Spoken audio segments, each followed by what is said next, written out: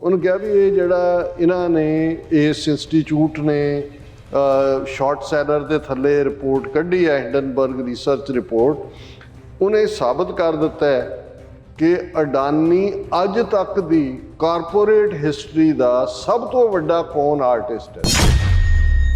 ਅਡਾਨੀ ਇਸ ਪੀਰੀਅਡ 'ਚ ਅੱਜ ਤੋਂ 6 ਦਿਨ ਪਹਿਲਾਂ ਤੱਕ ਦੁਨੀਆ ਦਾ ਤੀਸਰਾ ਸਭ ਤੋਂ ਵੱਡਾ ਅਮੀਰ ਆਦਮੀ ਸੀ।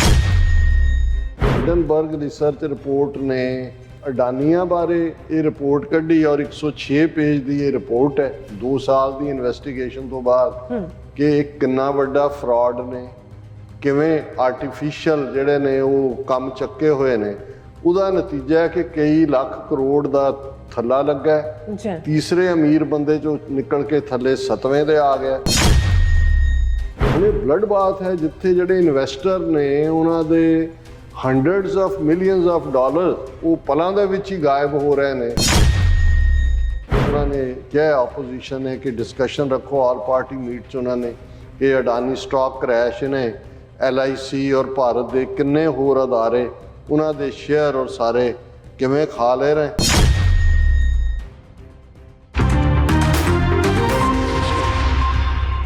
ਦਰਸ਼ਕੋ, ਬ੍ਰੇਕ ਤੋਂ ਬਾਅਦ ਤੁਹਾਨੂੰ ਆਪਾਂ ਸਭ ਨੂੰ ਜੀ ਆਇਆਂ ਕਹਿੰਦੇ ਹਾਂ ਤਾਂ ਗੱਲਬਾਤ ਕਰਨ ਜਾ ਰਹੇ ਹਾਂ ਕਿ ਮੋਦੀ ਦੇ ਯਾਰ ਅਡਾਨੀ ਗਰੁੱਪ ਦੀ ਪੋਲ ਇੰਟਰਨੈਸ਼ਨਲ ਲੈਵਲ ਤੇ ਖੁੱਲ ਚੁੱਕੀ ਹੈ। ਹਿੰਡਨਬਰਗ ਰਿਸਰਚ ਰਿਪੋਰਟ ਤੋਂ ਬਾਅਦ ਅਡਾਨੀ ਗਰੁੱਪ ਦੇ ਕਰੋੜਾਂ ਡਾਲਰਾਂ ਦੇ ਸ਼ੇਅਰ ਥੱਲੇ ਡਿੱਗੇ ਹਨ। ਸੋ ਭਾਰਤ ਵਿੱਚ ਇੱਕ ਅਫਰਾ ਤਫਰੀ ਜਿਹੜੀ ਹੈ ਮੱਚੀ ਹੋਈ ਹੈ। ਹੁਣ ਅਡਾਨੀ ਭਾਰਤ ਮਾਤਾ ਦਾ ਜਾਪ ਜਪਦਿਆਂ ਇਸ ਨੂੰ ਇੱਕ ਭਾਰਤ ਵਿਰੋਧੀ ਸਾਜ਼ਿਸ਼ ਦੱਸ ਰਿਹਾ। ਸੋ ਇਸ ਬਾਰੇ ਆਪਾਂ ਗੱਲਬਾਤ ਕਰਨ ਜਾ ਰਹੇ ਹਾਂ। ਸੋ ਅਸੀਂ ਚਾਹਾਂਗੇ ਕਿ ਤੁਸੀਂ ਇਸੇ ਤਰ੍ਹਾਂ ਬਣੇ ਰਹਿਣਾ।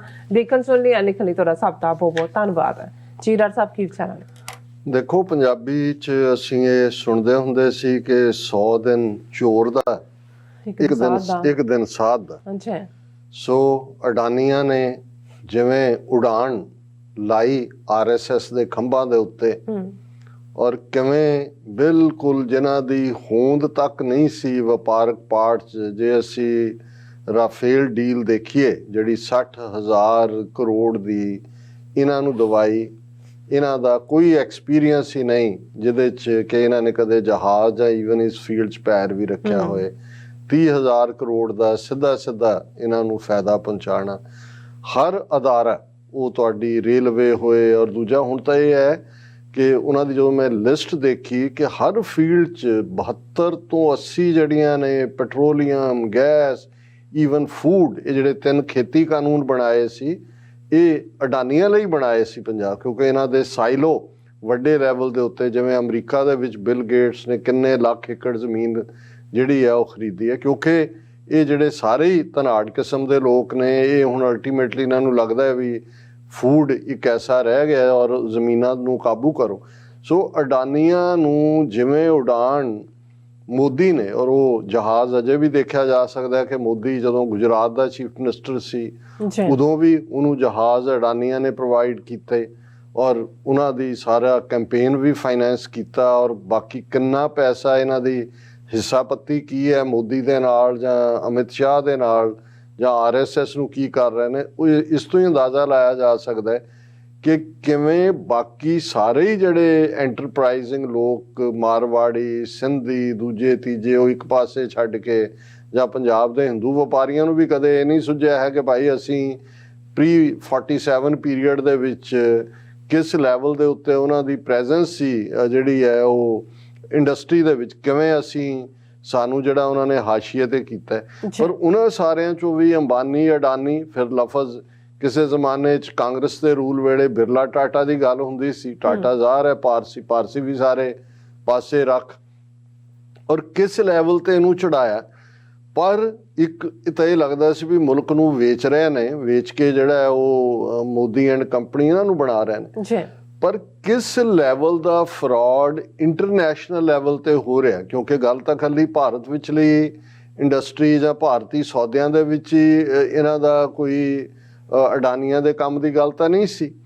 ਇੰਟਰਨੈਸ਼ਨਲ ਸ਼ੇਅਰ, ਕਿਉਂਕਿ ਇੰਟਰਨੈਸ਼ਨਲ ਮਾਰਕੀਟ 'ਚ ਐਂਟਰ ਕੀਤੇ, ਔਰ ਅਡਾਨੀ ਇਸ ਪੀਰੀਅਡ 'ਚ ਅੱਜ ਤੋਂ 6 ਦਿਨ ਪਹਿਲਾਂ ਤੱਕ ਦੁਨੀਆ ਦਾ ਤੀਸਰਾ ਸਭ ਤੋਂ ਵੱਡਾ ਅਮੀਰ ਆਦਮੀ ਸੀ, 3rd। ਔਰ ਉੱਥੇ ਬੈਠਾ ਉਹਨਾਂ ਦਾ ਮੀਡੀਆ ਇਹ ਕਰ ਰਿਹਾ ਸੀ ਕਿ ਹੁਣ ਤੀਸਰੇ ਤੋਂ ਦੂਜੇ ਤੇ ਕਦੋਂ ਆਏਗਾ, ਪਹਿਲੇ ਤੇ ਕਦੋਂ ਆਏਗਾ।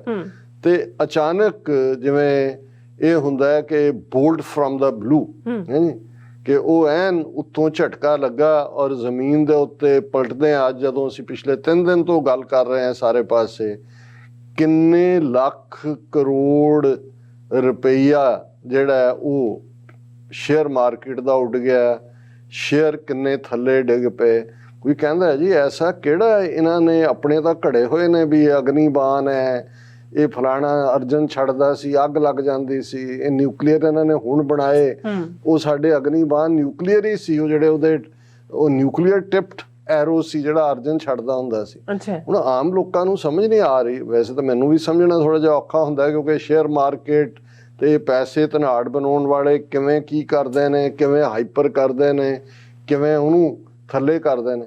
ਪਰ ਇਹਦੇ 'ਚ ਕੋਈ ਸ਼ੱਕ ਨਹੀਂ, ਰਿਪੋਰਟਾਂ ਤਾਂ ਰੋਜ਼ਾਨਾ ਜਿਹੜੀਆਂ ਨੇ ਉਹ ਸੈਂਕੜਿਆਂ ਲਿਖੀਆਂ ਜਾਂਦੀਆਂ ਨੇ ਉਹਨਾਂ ਦੇ ਉੱਤੇ, ਜਿਹੜਾ ਕਿੰਨਾ ਅਮਲ ਦਰਾਮਦ ਕਰਨਾ ਹੈ। ਲੇਕਿਨ 106 ਪੇਜ ਦੀ ਰਿਪੋਰਟ ਹਿੰਡਨਬਰਗ ਰਿਸਰਚ ਇੰਸਟੀਚਿਊਟ ਅਮਰੀਕਾ ਦੀ, ਜਿਹੜੀ ਕੋਈ ਬਹੁਤ ਪੁਰਾਣੀ ਨਹੀਂ ਹੈ, ਪਰ ਜਿਹਦੀ ਕ੍ਰੈਡੀਬਿਲਿਟੀ ਇਹ ਹੈ ਕਿ ਇਹ ਹਿੰਡਨਬਰਗ ਰਿਸਰਚ ਰਿਪੋਰਟ ਨੇ ਇਹਨਾਂ ਦਾ ਜੋ ਅਡਾਨੀਆਂ ਦਾ ਪੂਲ ਖੋਲ੍ਹਿਆ। ਇਸ ਤੋਂ ਪਹਿਲਾਂ 2-3 ਵਾਕਿਆ ਨੇ ਜਿਨ੍ਹਾਂ ਦੇ ਉੱਤੇ ਉਹਨਾਂ ਨੇ ਰਿਸਰਚ ਰਿਪੋਰਟਾਂ ਕੀਤੀਆਂ।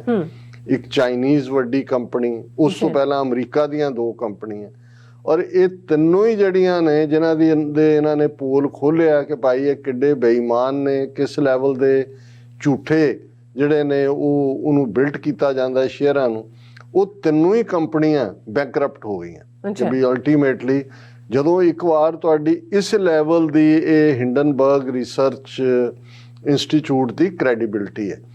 ਹੁਣ ਜਦੋਂ ਉਹਨਾਂ ਨੇ ਅਡਾਨੀਆਂ ਬਾਰੇ ਇਹ ਰਿਪੋਰਟ ਕੱਢੀ ਔਰ 106 ਪੇਜ ਦੀ ਇਹ ਰਿਪੋਰਟ ਹੈ 2 ਸਾਲ ਦੀ ਇਨਵੈਸਟੀਗੇਸ਼ਨ ਤੋਂ ਬਾਅਦ, ਕਿ ਇਹ ਕਿੰਨਾ ਵੱਡਾ ਫਰਾਡ ਨੇ, ਕਿਵੇਂ ਆਰਟੀਫਿਸ਼ੀਅਲ ਜਿਹੜੇ ਨੇ ਉਹ ਕੰਮ ਚੱਕੇ ਹੋਏ ਨੇ, ਉਹਦਾ ਨਤੀਜਾ ਹੈ ਕਿ ਕਈ ਲੱਖ ਕਰੋੜ ਦਾ ਥੱਲਾ ਲੱਗਾ। ਤੀਸਰੇ ਅਮੀਰ ਬੰਦੇ ਚੋਂ ਨਿਕਲ ਕੇ ਥੱਲੇ 7ਵੇਂ ਤੇ ਆ ਗਿਆ। ਔਰ ਲਗਾਤਾਰਤਾ ਨਾਲ ਹੀ ਨਹੀਂ ਵੀ ਉਹਦੇ ਆਪਣੇ ਸ਼ੇਅਰ ਡਿੱਗ ਰਹੇ ਨੇ, ਬਾਕੀ ਮਾਰਕੀਟ ਵੀ ਪ੍ਰਭਾਵਿਤ ਹੈ ਕਿਉਂਕਿ ਭਾਰਤ ਦੀਆਂ ਸਟੈਂਡਰਡ LIC ਹੋਏ, ਉਹਨਾਂ ਦੇ ਬੈਂਕਿੰਗ ਸਿਸਟਮ ਹੋਏ, ਉਹਨਾਂ ਦੇ ਉਹ ਸਾਰੇ ਸ਼ੇਅਰ ਤਾਂ ਇਹਦੇ ਨਾਲ ਜੁੜੇ ਹੋਏ ਨੇ ਅਡਾਨੀ ਦੇ।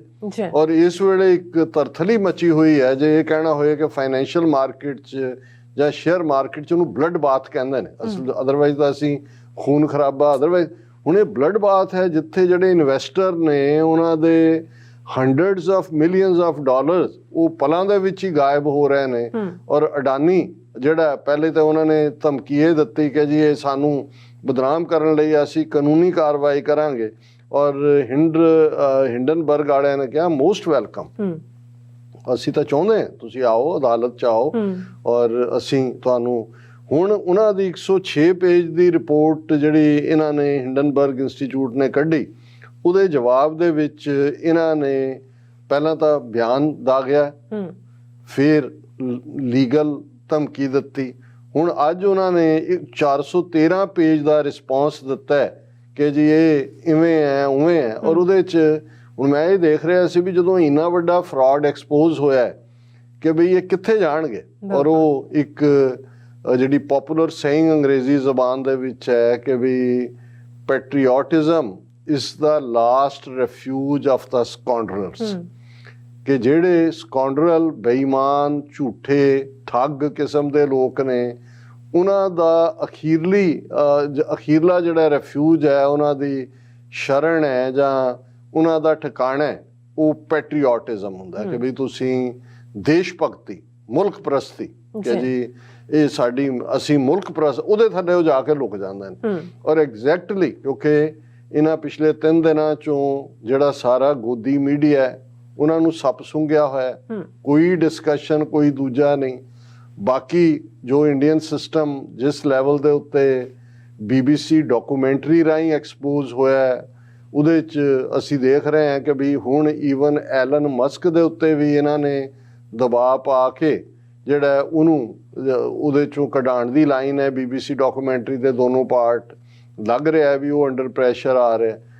ਯੂਨੀਵਰਸਿਟੀ ਸਟੂਡੈਂਟਸ ਪੂਰੇ ਡਟੇ ਹੋਏ ਨੇ। ਕੱਲ੍ਹ ਪੰਜਾਬੀ ਯੂਨੀਵਰਸਿਟੀ ਪਟਿਆਲਾ ਦੇ ਵਿੱਚ ਡਾਕੂਮੈਂਟਰੀ ਨੂੰ ਸਕਰੀਨ ਕੀਤਾ ਗਿਆ। 300 ਤੋਂ ਜ਼ਿਆਦਾ ਸਟੂਡੈਂਟਸ ਔਰ ਬਾਹਰ ਪੁਲਿਸ ਦਾ ਪੈਰਾ, ਕਿਉਂਕਿ ਉੱਥੇ ਜਿਹੜੀ ਹਿੰਦੂ ਆਰਗੇਨਾਈਜੇਸ਼ਨ ਹੈ ਹਿੰਦੂ ਤਵੀਆਂ ਦੀ ਅਖਿਲ ਭਾਰਤੀ ਵਿਦਿਆਰਥੀ ਪਰਿਸ਼ਦ, ਉਹਨਾਂ ਨੇ ਜਿਹੜਾ ਉਹਨੂੰ ਰੋਕਣ ਦੀ ਕੋਸ਼ਿਸ਼ ਕੀਤੀ। ਪਰ ਸਿੱਖਾਂ ਦੇ ਮੁੰਡੇ ਆ ਕੇ ਜਦੋਂ ਫਿਰ ਖਲੋ ਜਾਂਦੇ ਨੇ, ਫਿਰ ਤਾਂ ਇਹ ਜੋ ਮੈਲਬਰਨ 'ਚ ਇਹਨਾਂ ਦਾ ਹਾਲ ਹੋਇਆ ਉਹ ਤੋਂ ਬਦਤਰ ਉਸ ਧਰਤੀ ਤੇ ਹੋਣਾ ਸੀ। ਲੇਕਿਨ ਇੱਕ ਪਾਸੇ ਉਸ ਸਾਰੇ 'ਚ ਇਹਨਾਂ ਦਾ ਜਿਹੜਾ ਅਸਲੀ ਚਿਹਰਾ ਡੈਮੋਕ੍ਰੇਸੀ ਦਾ ਉਹ ਨਿਕਲ ਹੀ ਰਿਹਾ। ਪਰ ਇਹ ਜਿਹੜਾ ਇਹਨਾਂ ਨੇ ਅਸੀਂ ਵੱਡੀ ਇਕੋਨਮੀ ਦੁਨੀਆ ਦੀਆਂ 4ਵੀਂ 5ਵੀਂ ਇਕੋਨਮੀ ਬਣ ਗਏ ਹੈ, ਅਸੀਂ ਪ੍ਰੋਗਰੈਸ ਕਰ ਰਹੇ ਹਾਂ, ਦੇਖੋ ਸਾਡਾ ਅਡਾਨੀ ਹੁਣ ਦੁਨੀਆ ਦਾ ਪਹਿਲਾ ਅਮੀਰ ਬਣਨ ਜਾ ਰਿਹਾ ਹੈ, ਫਲਾਣੀ ਵੀ ਅਸੀਂ, ਉਹ ਸਾਰਾ ਹੀ ਜਿਹੜਾ ਇਹਨਾਂ ਦਾ ਝੂਠ ਦੇ ਉੱਤੇ ਮਬਨੀ ਜਿਹੜਾ ਐਮਪਾਇਰ ਖੜਾ ਕੀਤਾ ਸੀ ਫਰਾਡ ਤੇ, ਉਹ ਸਾਰਾ ਥੱਲੇ ਡਿੱਗ ਪਿਆ। ਹੁਣ ਜਦੋਂ 413 ਪੇਜ ਦਾ, ਔਰ ਅੱਜ ਹੀ ਉਹਨਾਂ ਨੇ ਜਦੋਂ ਇਹ ਹੁਣ 413 ਪੇਜ ਦਾ ਰਿਸਪੌਂਸ ਇਹਨਾਂ ਨੇ ਕੀਤਾ ਔਰ ਉਹਦੇ ਤੇ ਉਹਨਾਂ ਨੇ ਆਪਣਾ ਟਵੀਟ ਕੀਤਾ ਹਿੰਡਨਬਰਗ ਰਿਸਰਚ ਨੇ, fraud cannot be obfuscated by nationalism or a bloated response that ignores every key allegation we raised. ਉਹਨਾਂ ਨੇ ਜਿਹੜੀ ਉਹਨਾਂ ਦੀ ਰਿਪੋਰਟ ਹੈ, ਮੈਂ ਅੱਜ ਵੀ ਵਕਤ ਕਾਫੀ ਹੋ ਗਿਆ, ਅਦਰਵਾਈਜ਼ ਮੈਂ ਉਹਦੇ 3 ਪੇਜਿਸ ਉਸ ਦੇ ਨੇ ਜਿਹਦੇ 'ਚ ਉਹਨਾਂ ਨੇ ਇੱਕ ਨੁਕਤਾ ਲਿਆਂਦਾ ਹੈ ਕਿ ਭਾਈ ਇਹਨਾਂ ਨੇ ਕੀ ਕੀਤਾ, ਕੀ ਫਰਾਡ ਕੀਤਾ। ਲੇਕਿਨ ਜਦੋਂ ਹੁਣ ਇਹਨਾਂ ਨੇ ਨੈਸ਼ਨਲਿਜ਼ਮ ਔਰ ਇਹ ਅਡਾਨੀ ਨੇ ਕਿਹਾ ਜੀ ਇਹ ਭਾਰਤ ਦੇ ਵਿਕਾਸ ਦੇ ਰਸਤੇ 'ਚ ਅਸੀਂ ਵਿਕਾਸ ਕਰ ਰਹੇ ਹਾਂ ਭਾਰਤ ਦਾ, ਇਹ ਭਾਰਤ ਨੂੰ ਸੱਟ ਮਾਰਨ ਲਈ ਕਰ ਰਹੇ ਨੇ ਸਾਡੇ, ਇਹ ਹੈ ਪੈਟਰੀਓਟਿਜ਼ਮ। ਔਰ ਇਹਦਾ ਮਤਲਬ ਇਹ ਹੈ ਵੀ ਇਹ ਹੁਣ 3-4 ਦਿਨ ਬਾਅਦ ਇਹਨਾਂ ਨੇ ਇਹ ਵਾਕ ਕੱਢੇ ਨੇ। ਆਉਣ ਵਾਲੇ ਦਿਨਾਂ 'ਚ ਅਸੀਂ ਦੇਖਾਂਗੇ ਕਿ ਭਾਰਤ ਦਾ ਗੋਦੀ ਮੀਡੀਆ, ਸਰਕਾਰੀ ਤੰਤਰ ਸਮੇਤ ਮੋਦੀ ਦੇ ਇਸ ਨੈਰੇਟਿਵ ਨੂੰ ਲਿਆਣਗੇ। ਪਰ ਮੈਂ ਜਿਵੇਂ ਕਿਹਾ ਕਿ ਬਈ ਹਿੰਡਨਬਰਗ ਰਿਸਰਚ ਜਿਹੜੀ ਇਹਨਾਂ ਦੀ ਹੈ ਰਿਸਰਚ ਰਿਪੋਰਟ, ਉਹ ਇੰਨੀ ਕ੍ਰੈਡੀਬਲ ਹੈ। ਬਲੂਮਬਰਗ ਹੋਏ, ਉਹਨਾਂ ਦਾ ਵਾਲ ਸਟਰੀਟ ਹੋਏ, ਉਹਨਾਂ ਸਾਰਿਆਂ ਨੇ ਕਿਹਾ ਜੀ ਵੀ ਜੇ ਇਹ ਰਿਪੋਰਟ ਹੈ ਤੇ ਇਹਦਾ ਮਤਲਬ ਇਹ ਹੈ ਕਿ ਵੀ ਇਹ ਗਏ, ਅਡਾਨੀ ਗਏ। ਅਸੀਂ ਕਿਹਾ ਵੀ ਨਹੀਂ, ਅਡਾਨੀ ਨਹੀਂ ਗਏ, ਮੋਦੀ ਵੀ ਨਾਲ ਗਿਆ, ਇਹ ਪੂਰਾ ਭਾਰਤ ਹੀ ਗਿਆ, ਕਿਉਂਕਿ ਸਾਰੀ ਜਿਹੜੀ ਟੈਕਸਪੇਅਰ ਮਨੀ ਹੈ ਉਹਦੇ ਸ਼ੇਅਰ ਤਾਂ ਇਹਦੇ ਰਾਹੀਂ ਬਾਏ ਕਰਵਾਏ ਹੋਏ ਨੇ, ਇਹਦੇ ਸਾਰੇ ਹਰ ਫੀਲਡ ਦੇ ਵਿੱਚ ਇਹਨੂੰ ਵਾੜਿਆ ਹੋਇਆ। ਔਰ ਇਸ ਸਾਰੇ ਦੇ ਚੱਲਦੇ ਆ ਈਵਨ ਇੱਕ ਜਿਹੜਾ ਹਾਲਾਂ ਮੈਂ ਇਸ ਬਾਰੇ ਪਹਿਲਾਂ ਨਹੀਂ ਸੀ, ਬਿਲ ਐਕਮੈਨ ਹੈ, ਉਸ ਦੀ ਸਟੇਟਮੈਂਟ ਨੂੰ ਬਲੂਮਬਰਗ ਨੇ ਬੜਾ ਪ੍ਰੋਮੀਨੈਂਟਲੀ ਦਿੱਤਾ ਹੈ।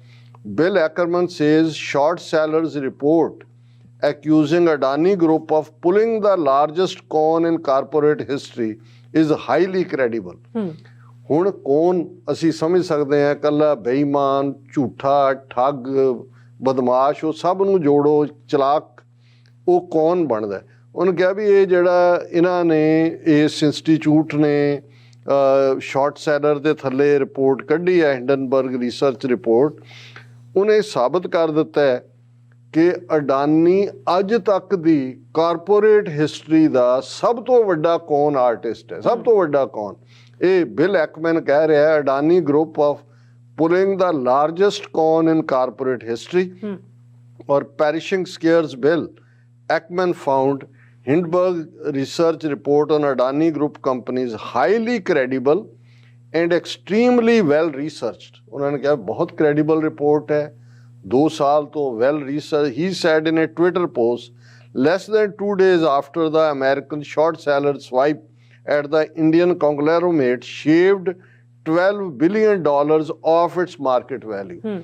ਇਹਨਾਂ 3 ਦਿਨਾਂ ਦੇ ਵਿੱਚ $12 ਬਿਲੀਅਨ ਜਿਹੜਾ ਅਡਾਨੀਆਂ ਦਾ ਉਹ ਗਾਇਬ ਹੋ ਗਿਆ ਮਾਰਕੀਟ ਚੋਂ। ਉਹ ਗਿਆ ਤਾਂ ਵਿਚਾਰੇ ਇਨਵੈਸਟਰਸ ਦਾ, ਪਰ $12 ਬਿਲੀਅਨ ਚਲਾ ਗਿਆ।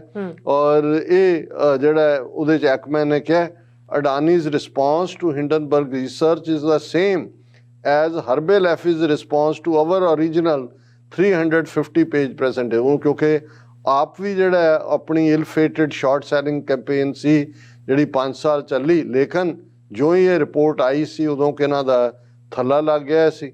ਔਰ ਇਸ ਦੇ ਉੱਤੇ ਹੁਣ ਜਦੋਂ ਇਹ ਬਿਲ ਐਕਮਨ ਵੀ ਇਹ ਕਹਿ ਰਿਹਾ ਕਿ ਭਾਈ ਇਹ ਤਾਂ ਜਿਹੜੀ ਹੈ ਇਹ ਪੁਲਿੰਗ the largest con in corporate history, ਕਿ ਬਈ ਕਾਰਪੋਰੇਟ ਹਿਸਟਰੀ 'ਚ। ਔਰ ਹੁਣ ਥੋੜ੍ਹਾ ਬਹੁਤ ਕਾਂਗਰਸ ਆਪੋਜੀਸ਼ਨ ਨੇ ਵੀ ਥੋੜ੍ਹਾ ਜਿਹਾ ਹੌਸਲਾ ਫੜਿਆ। At an all party meet opposition seeks debate on role of governors Adani stock crash, BBC documentary ਕਿ ਭਾਈ ਉਹਨਾਂ ਨੇ ਕਿਹਾ ਆਪੋਜੀਸ਼ਨ ਨੇ ਕਿ ਡਿਸਕਸ਼ਨ ਰੱਖੋ ਆਲ ਪਾਰਟੀ ਮੀਟ 'ਚ ਉਹਨਾਂ ਨੇ ਕਿ ਅਡਾਨੀ ਸਟਾਕ ਕ੍ਰੈਸ਼ ਨੇ LIC ਔਰ ਭਾਰਤ ਦੇ ਕਿੰਨੇ ਹੋਰ ਅਦਾਰੇ ਉਹਨਾਂ ਦੇ ਸ਼ੇਅਰ ਔਰ ਸਾਰੇ ਕਿਵੇਂ ਖਾ ਲੈ ਰਹੇ ਔਰ even LIC's exposure to Adani Group is under 1% of total assets under management। ਪੂਰੇ ਦੇ ਪੂਰੇ ਜਿਹੜੇ ਨੇ ਉਹ ਸਟਾਕ ਥੱਲੇ ਨੂੰ ਡਿੱਗ ਰਹੇ ਨੇ। ਸੋ ਇਹ ਗੱਲ ਸਾਬਤ ਕਰਦੀ ਹੈ ਕਿ ਬੱਕਰੇ ਦੀ ਮਾਂ ਕਦੋਂ ਤੱਕ ਖੈਰ ਮਨਾਏਗੀ ਜੀ, ਕਿ ਵੀ ਇਹ ਜਿਹੜੇ ਕਰਪਟ ਚੋਰ ਹੁੰਦੇ ਨੇ ਅਲਟੀਮੇਟਲੀ ਇਹਨਾਂ ਨੇ ਸਮਝਿਆ ਸੀ, ਅਸੀਂ ਵੀ ਇਹ ਸੀ ਕਿ ਵੀ ਇਹ ਬਾਹਰਲੇ ਕਿਵੇਂ ਇਹਨਾਂ ਦੇ ਜਾਲ 'ਚ ਫਸੇ ਹੈ, ਪਰ ਇਹਨਾਂ ਨੇ ਅਮਰੀਕਨਾਂ ਦੇ ਹੱਥ ਨਹੀਂ ਦੇ। ਹੁਣ ਜੋ ਮਰਜ਼ੀ ਕਹੀ ਜਾਣ ਕਿ ਜੀ ਕਹਿਣਗੇ ਇਹੀ ਕਿ ਜੀ ਦੇਖੋ ਅਮਰੀਕਨ ਕੰਪਨੀਆਂ ਗੌਰਮੈਂਟ ਦੂਜੇ, ਪਰ ਇਹ ਜਿਹੜੀ ਜਿਹਨੇ ਇਹ ਰਿਪੋਰਟ ਕੱਢੀ ਹੈ ਉਹਨਾਂ ਨੇ ਤਾਂ ਸਭ ਤੋਂ ਪਹਿਲਾਂ ਅਮਰੀਕਨ ਕੰਪਨੀਆਂ ਨੂੰ ਹੱਥ ਪਾਇਆ ਸੀ, ਉਹਨਾਂ ਦੀ ਬੈਂਕਰਪਸੀ ਫਾਈਲ ਕਰਵਾਈ, ਫਿਰ ਚੀਨੀ ਕੰਪਨੀ ਨੂੰ ਪਾਇਆ, ਫਿਰ ਉਹਨਾਂ ਨੇ ਕਿਹਾ ਕਿ ਬਈ ਇਹ ਤਾਂ ਨਵਾਂ ਕਾਰਪੋਰੇਟ ਸੈਕਟਰ ਦਾ ਸਭ ਤੋਂ ਵੱਡਾ ਕੌਨ ਆਰਟਿਸਟ ਆਇਆ। ਔਰ ਹੁਣ ਜਿਹੜੇ ਨੇ ਇਹ ਦੇਸ਼ ਭਗਤੀ ਦੇ ਭਾਰਤ ਮਾਤਾ ਦੀ ਕੱਛ ਦੇ ਵਿੱਚ ਲੁਕ ਰਹੇ ਨੇ, ਤੇ ਹੁਣ ਭਾਰਤ ਮਾਤਾ ਦੀ ਕੱਛ ਕਿੰਨੀ ਕੁ ਹੈ ਤੇ ਇਹਨਾਂ ਨੂੰ ਕਿੰਨਾ ਸ਼ਰਨ ਦੇ ਪਾਏਗੀ ਇਹ ਹੁਣ ਆਉਣ ਵਾਲੇ ਦਿਨ ਦੱਸਣਗੇ। ਜੀ ਡਾਕਟਰ ਸਾਹਿਬ ਤੁਹਾਡਾ ਬਹੁਤ ਬਹੁਤ ਧੰਨਵਾਦ। ਸਾਥ ਨਾਲ ਬ੍ਰੇਕ ਵਿਊਅਰਸ ਤੋਂ ਸਨਾਈ ਸਦਾਨੇ ਬਣੇ ਰਹਿਣਾ, ਮਿਲਦੇ ਹਾਂ ਆਫਟਰ ਦਿਸ ਸ਼ਾਰਟ ਬ੍ਰੇਕ।